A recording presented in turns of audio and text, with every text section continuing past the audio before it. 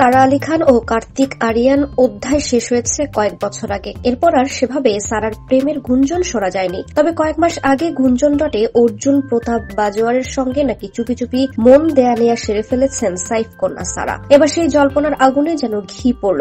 দুজনে একই সময় রাজস্থান থেকে শেয়ার করলেন ছুটি কাটানোর ছবি, আর সেটা দেখেই দুয়ে দুয়ে চার করছে নেটপাড়া।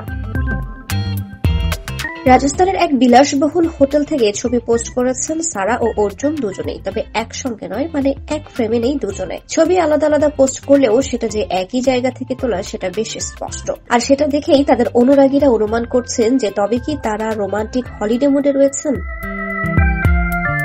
সারা আলী খান সম্প্রতি রাজস্থানের একগুচ্ছ ছবি পোস্ট করেছেন। কখনো সেই জায়গার সৌন্দর্য তুলে ধরেছেন ছবিতে, কখনো হোটেলের স্টাফদের সঙ্গে ছবি তুলেছেন। বাদ দেননি ডেজার্ট সাফারির ছবি পোস্ট করতেও। অর্জুন প্রতাপ বাজওয়া একটি হোটেলের জিম থেকে ছবি পোস্ট করেছেন, কিন্তু দুটো জায়গা যে একই সেটা ধরে ফেলেছেন তাদের অনুরাগীরা।